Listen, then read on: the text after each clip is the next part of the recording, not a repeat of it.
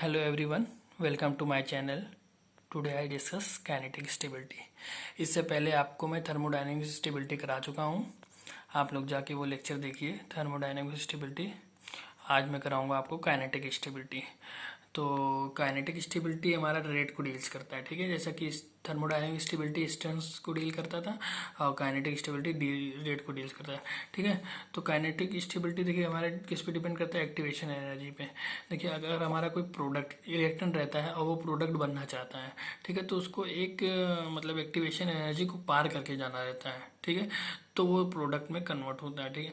तो activation energy, तो kinetic stability हमारे एक्टिवेशन एनर्जी पे डिपेंड करता है. तो हमारी एक्टिवेशन एनर्जी जितनी ज़्यादा रहेगी, जैसे एक्टिवेशन एनर्जी ज़्यादा रहेगी तो हमारा रेट स्लो हो जाएगा, क्योंकि हमको ज़्यादा चलना पड़ेगा, जिसकी वजह से हमारा एक्टिवेशन एनर्जी अगर ज़्यादा हो गया तो हमारा रेट कम हो जाएगा, ठीक है. ये ध्यान रखिएगा.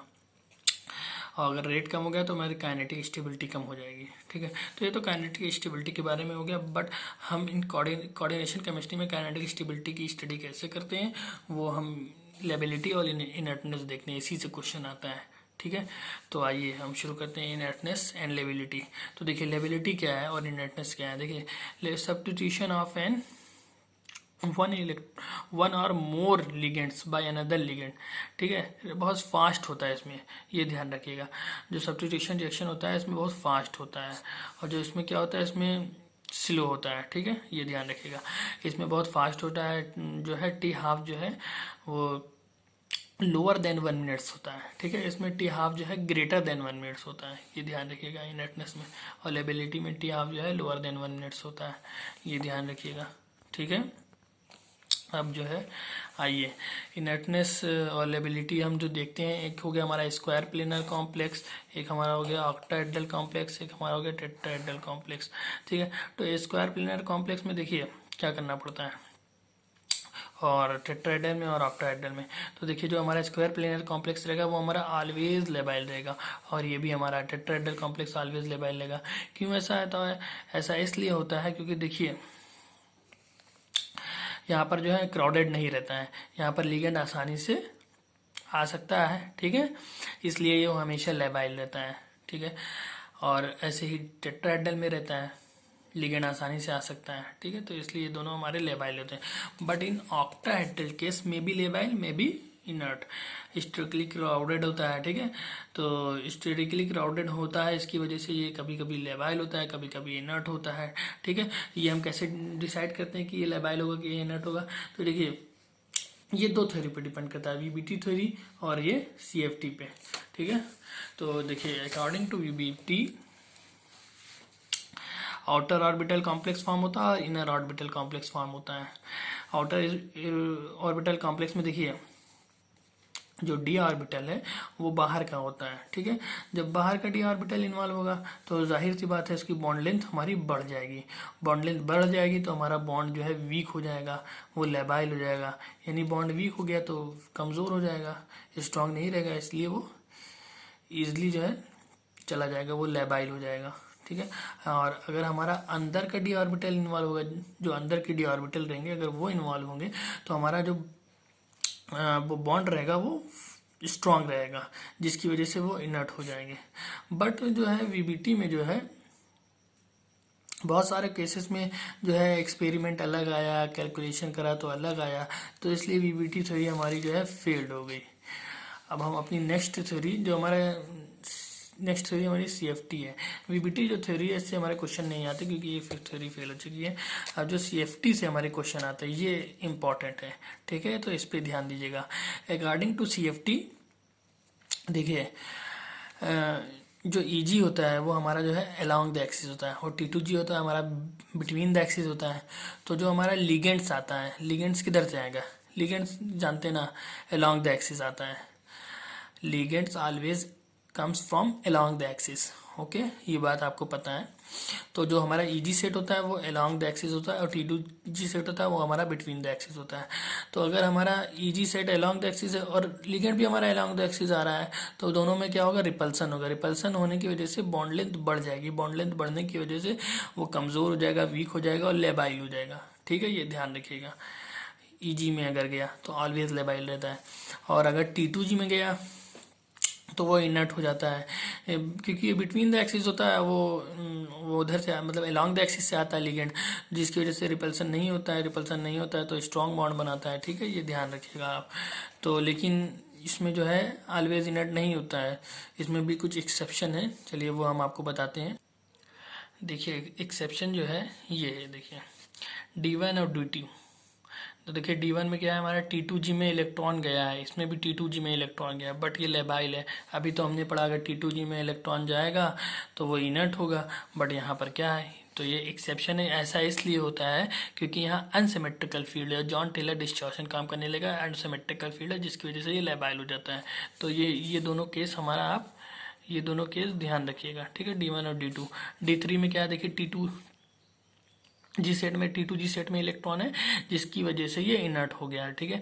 और D4 में कॉन्सेप्ट अप्लाई हो जाएगा। देखिए अगर लो स्पिन है और अगर हाई स्पिन है, लो स्पिन है यानी स्ट्रॉन्ग लिगेंड फील्ड है, स्ट्रॉन्ग लिगेंड फील्ड है तो यहाँ पर पेयरिंग हो जाएगी, पेयरिंग हो जाएगी यानी EG सेट में इलेक्ट्रॉन नहीं गया, T2G सेट में इलेक्ट्रॉन है तो ये इनर्ट हो जाएगा।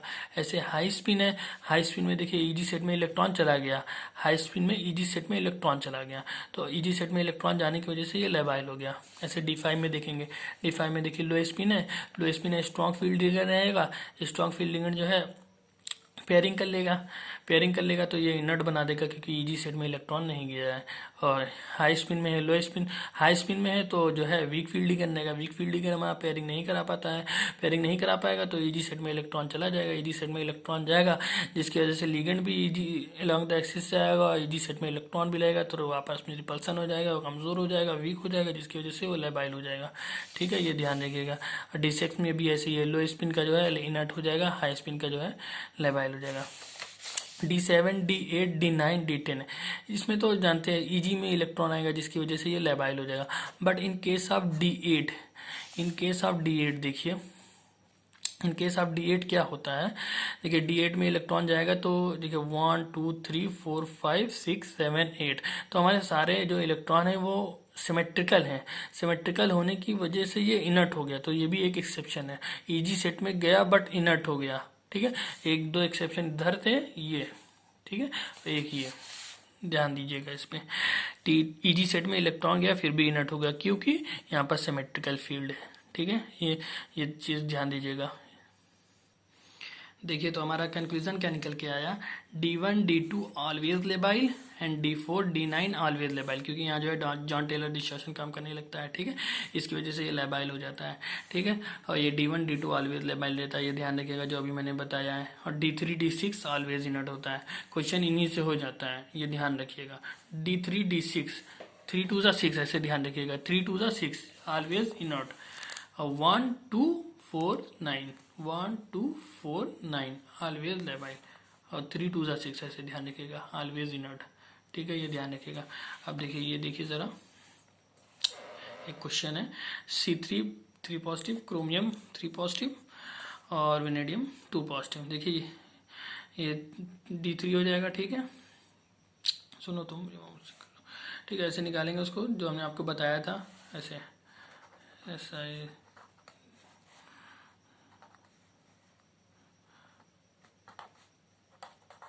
तो CR और ये D4 होना चाहिए, बस 3 पॉजिटिव चार्ज है तो D3 हो जाएगा, ठीक है। और यहाँ पर देखिए देखिए स्केंडियम, टाइटेनियम, वेनेडियम, क्रोमियम, ठीक है। तो देखिए वेनेडियम है, वेनेडियम हमारा D3 है, ये तो D3 क्योंकि 2 पॉजिटिव स्टेज में, ये 3 पॉजिटिव स्टेज में, तो एक इलेक्ट्रॉन चला जाएगा, एक इलेक्ट्रॉन जाने की वजह से ये D3 हो जाएगा, ओके।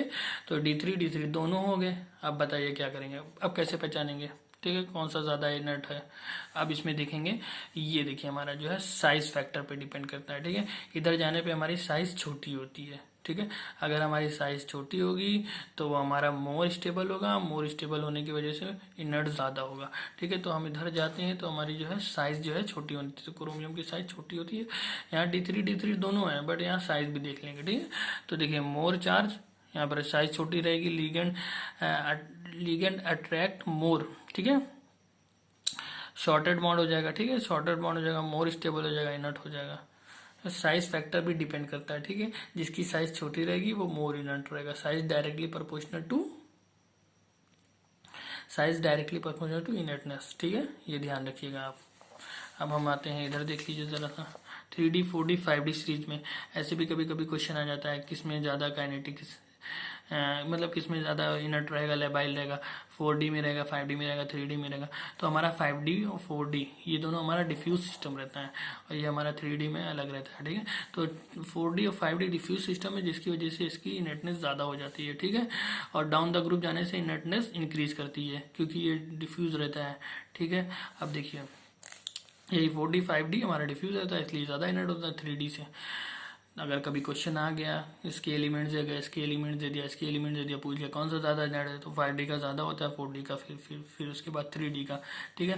और इसको ऐसे भी समझ सकते हैं, अगर देखिए 3D की साइज ये 4D 5D बड़ा होता जाता है ना धीरे धीरे, तो जैसे लिगेंड आके इधर लगेगा, यहाँ लगेगा, यहाँ लिगेंड अगर इस पे लगा, इस पे लगा, इस पे लगा, इस पे लगा, तो यहाँ लिगेंड पे मोर रिपल्सन रहेगा और यहाँ लिगेंड पे जो है लेस रिपल्सन रहेगा।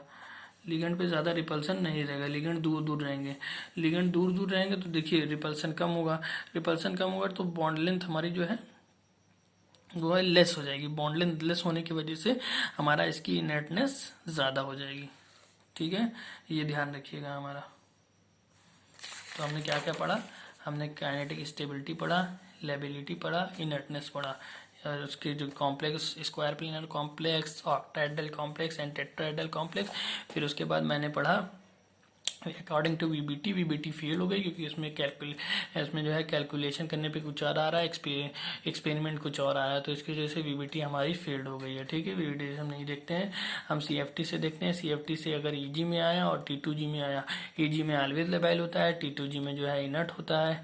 इनर्ट होने की वजह से इसमें भी एक्सेप्शन है, इसमें एक्सेप्शन है D1 और D2 ऑलवेज लेबाइल होता है, T2G में जाता है फिर भी लेबाइल होता है क्योंकि यहाँ पर अनसिमेट्रिकल फील्ड होता है, ठीक है। और D4 D9 ऑलवेज लेबाइल होता है क्योंकि यहाँ पर जॉन टेलर डिस्टॉर्शन होता है, और D3 D6 ऑलवेज इनर्ट होता है, ठीक है। ये ध्यान रखिएगा क्योंकि यहाँ जो है D3 और D6 में जो है हमारा इलेक्ट्रॉन जाएगा वो T2G सेट में इलेक्ट्रॉन जाएगा, फिर ये ध्यान रखिएगा, ठीक है। तो आपको अगर हमारी वीडियो अच्छी लगी हुई हो तो हमारी वीडियो को लाइक कीजिए, हमारे चैनल को सब्सक्राइब कीजिए और पढ़ते रहिए। और आने वाली वीडियो में हम काइनेटिक स्टेबिलिटी का क्वेश्चन कराएंगे और factor effective of kinetic stability बताएंगे और उसका क्वेश्चन कराएंगे, ठीक है। और इससे पहले वीडियो में मैंने थर्मोडायनेमिक स्टेबिलिटी कराया था और उसके कुछ क्वेश्चन करे थे। अब आने वाली वीडियो में हम जो है, आज मैंने काइनेटिक स्टेबिलिटी पढ़ी है, अब जो वीडियो नेक्स्ट आएगी उसमें जो है आपका factor affecting of kinetic stability and इसके क्वेश्चन कराएंगे, ठीक है। आप ध्यान रखिएगा, अपना ध्यान रखिए और हमारे चैनल को सब्सक्राइब कीजिए और लाइक कीजिए और शेयर कीजिए। Thank you.